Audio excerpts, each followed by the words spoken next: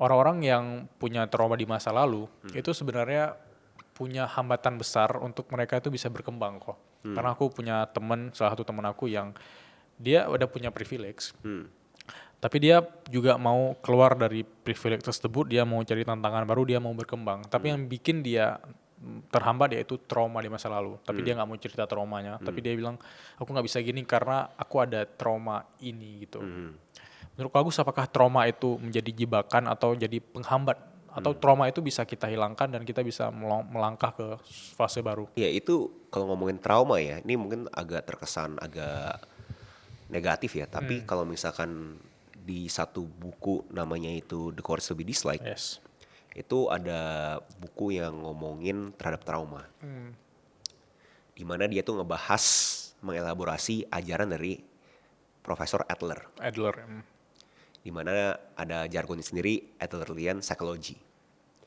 Dimana dia argue, trauma itu sebenarnya pilihan. Dimana dia bilang, kita punya masa depan, itu tuh gak ada hubungan sama masa lalunya kita. Kita punya masa depan, berkorelasi linear dengan masa sekarangnya kita. Kalau kita pikir sangat masuk di akal kan, bahwa masa lalu ya masa lalu kan gitu kan. Itu titik yang udah terjadi gitu kan. Tapi kan entah gimana caranya kita sebagai manusia mempunyai kecenderungan untuk nggak pengen terima kesakitan. Which is itu menurut aku sangat umum lah. Siapa sih mau terlihat tolol dan bego? Pasti nggak ada yang mau kan ya. Makanya mereka akan merasionalkan apapun untuk memastikan mereka itu nggak jalan. Membuat bahwa diri mereka itu emang gue nggak bisa karena masa lalu gue punya trauma gitu. Tapi saat kita bisa ngeflip lagi bahwa bukan masa lalu tapi masa depan. Jadi sebelum itu sekarang sama masa lalu. Masa lalunya di pivot.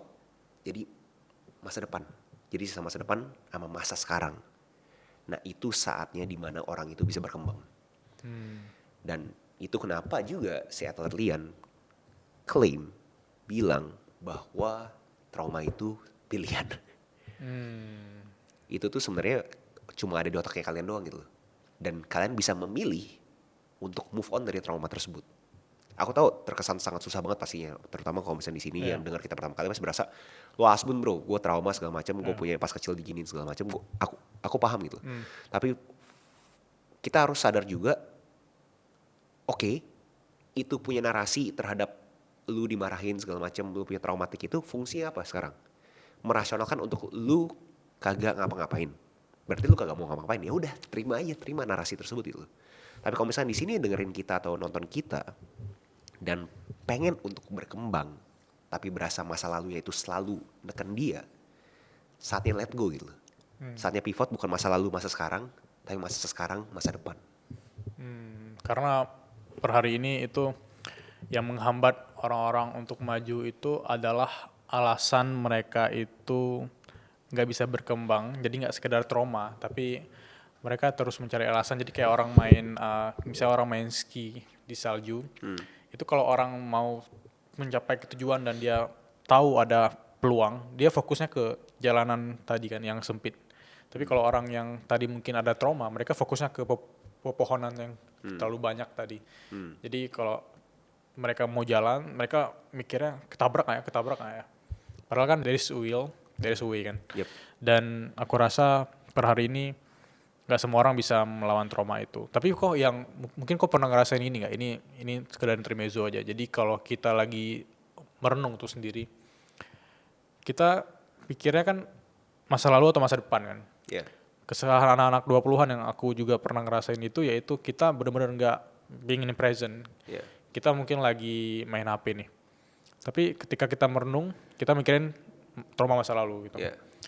5 menit kemudian kita mikirin nanti siang makan apa, nanti malam makan apa gitu. Yeah. Kita nggak benar-benar menghargai sekarang. Mungkin bilang nggak menghargai momen lagi ngomong sama Ko Agus gitu. Dan itu terjadi di semua orang. Dan mungkin dalam konteksnya trauma tadi, dalam 24 jam mungkin ada orang yang ngabisin waktu mikirnya tuh 5 jam untuk trauma. Dan itu makanya yang meledak stres kan.